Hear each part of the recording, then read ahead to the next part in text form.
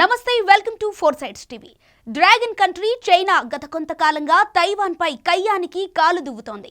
అమెరికాతో తైవాన్ స్నేహం చేస్తోందని చైనా ఆక్రోశం వ్యక్తం చేస్తోంది. తైవాన్ స్వయం పాలిత దేశంగా ఎదగడం చైనాకి ఇష్టం లేదు. ఈ క్రమంలోనే పదే పదే తైవాన్ సరిహద్దుల్లో విమానాలను, యుద్ధ నౌకలను మోహరింపజేస్తోంది. ఉద్రేకాలను రెచ్చగొడుతున్నది. వాస్తవానికి చైనా తైవాన్ మధ్య గొడవలు ఈనాటివి కావు. చైనా తైవాన్ మధ్య అసలు లొల్లి ఏమిటి, దానికి మూల కారణాలేమిటి, ఈ స్టోరీ ద్వారా తెలుసుకుందాం.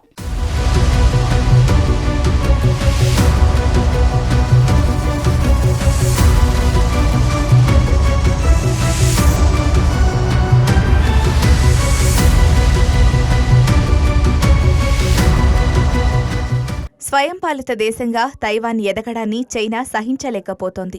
ఒకప్పుడు చైనా ఆధీనంలో ఉన్న తైవాన్ పలు పరిణామాల నేపథ్యంలో స్వయంపాలిత దేశంగా మారింది. ఈ మార్పు చైనాకు మింగుడు పట్టం లేదు. పదే పదే డ్రాగన్ కంట్రీ చైనా తైవాన్పై యుద్ధానికి రెడీ అంటూ ప్రకటనలు చేస్తూ రెచ్చగొట్టే ధోరణిలో వ్యవహరిస్తోంది. ఇటీవల కాలంలో తైవాన్ అమెరికాకు దగ్గరవుతోంది. గతేడాది అప్పటి US house speaker Nancy Pelosi ఈ ద్వీపాన్ని సందర్శించిన తర్వాత తైవాన్ చైనా మధ్య సంబంధాలు బాగా క్షీణించాయి. పెలోసి పర్యటన అత్యంత ప్రమాదకరమైందని చైనా అప్పట్లోనే ప్రకటించింది.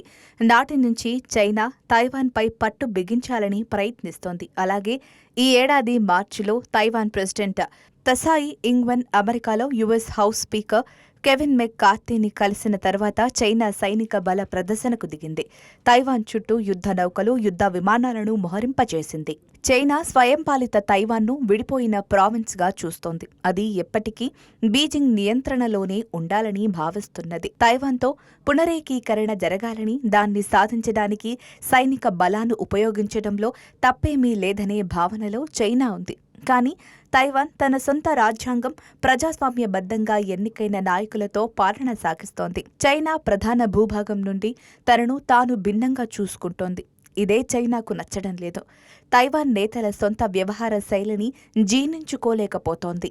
ఇక తైవాన్ ఆగ్నేయ చైనా తీరానికి దాదాపు 100 మైళ్ల దూరంలో ఉన్న ఒక ద్వీపం. ఇది యుఎస్ విదేశాంగ విధానానికి కీలకమైన యుఎస్ స్నేహపూర్వక భూభాగాల జాబితాలో ఉన్న మొదటి ద్వీపం. తైవాన్ను స్వాధీనం చేసుకుంటే పశ్చిమ పసిఫిక్ ప్రాంతంలో తన అధికారాన్ని ప్రొజెక్ట్ చేయడానికి అనువుగా ఉంటుందని చైనా భావిస్తున్నది. అలాగే గ్వామ్, హవాయి వరకు ఉన్న యుఎస్ సైనిక స్థావరాలను కూడా బెదిరించవచ్చని చైనా దురాలోచన. ఇందుకోసమే చైనా తైవాన్ను తమ ఆధీనంలోకి తెచ్చుకునే ప్రయత్నం చేస్తున్నదనే వాదన కూడా లేకపోలేదు.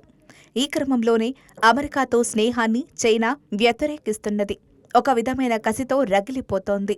చరిత్రలోకి వెళ్లి చూస్తే 17వ శతాబ్దంలో క్వింగ్ రాజవంశం తైవాన్ను పాలించింది. తర్వాత కొన్నాళ్లు తైవాన్ పూర్తిగా చైనీస్ నియంత్రణలో ఉంది. ఆ తర్వాత 1895లో మొదటి సైనో జాపనీస్ యుద్ధంలో ఓడిపోయిన తర్వాత చైనా ఈ ద్వీపాన్ని జపాన్కు అప్పగించింది.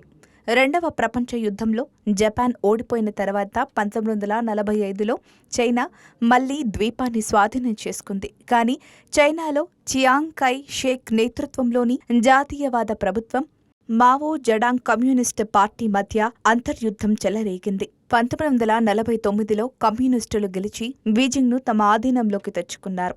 ఈ క్రమంలో చియాంగ్ కై షేక్ మరికొందరు నేతలు తైవాన్కు పారిపోయారు. అక్కడ వారు అనేక దశాబ్దాలు పాలించారు. వీరినే కోమింగ్టాంగ్ అని పిలుస్తారు. తైవాన్ మొదట్లో చైనా ప్రావిన్స్ అని చెప్పడానికి చైనా ఈ చరిత్రను సూచిస్తుంది. అయితే 1911లో విప్లవం తర్వాత ఏర్పడిన ఆధునిక చైనీస్ రాజ్యంలో లేదా 1949లో మావో ఆధ్వర్యంలో ఏర్పాటైన పీపుల్స్ రిపబ్లిక్ ఆఫ్ చైనాలో తాము ఎప్పుడూ భాగం కాదని తైవాన్లు అదే చరిత్రను సూచిస్తుంటారు. ఈ వాదనతో చైనా ఏకీభవించదు. అదే అసలు తగాదా. ప్రస్తుతం కేవలం 13 దేశాలు మాత్రమే తైవాన్ను సార్వభౌమ దేశంగా గుర్తించాయి. తైవాన్ను గుర్తించకూడదని లేదా గుర్తింపును సూచించే ఏ పని చేయవద్దని చైనా ఇతర దేశాలపై దౌత్యపరమైన ఒత్తిడిని తెస్తున్నది.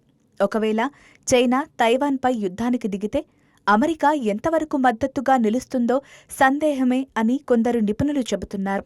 అయితే గతేడాది ఒక సందర్భంలో తైవాన్కు అండగా నిలుస్తామని అమెరికా ప్రెసిడెంట్ బైడెన్ అన్నారు. ప్రస్తుతం అమెరికా తైవాన్కు ఆయుధాలను విక్రయిస్తున్నది. రష్యా ఉక్రెయిన్పై దాడులకు దిగిన సందర్భంలో అమెరికా ఉక్రెయిన్కి అండగా నిలిచింది. అయితే డైరెక్ట్గా రష్యాతో తలపడలేదు. అదేవిధంగా తైవాన్కి సహాయం చేయవచ్చు అనే వాదన కూడా వినిపిస్తోంది. తైవాన్పై దాడి జరిగినప్పుడు తైవాన్ను ఎలా రక్షించుకోవాలో అనే అంశంపై అమెరికా దగ్గర ఇప్పటివరకు ఒక వ్యూహం ఉందా లేదా అనేది ఎవరికీ తెలియదు. ఇక తైవాన్ను భయపెట్టేందుకు చైనా శతవిధాల ప్రయత్నం చేస్తోంది. చూద్దాం ఏం జరుగుతుందో.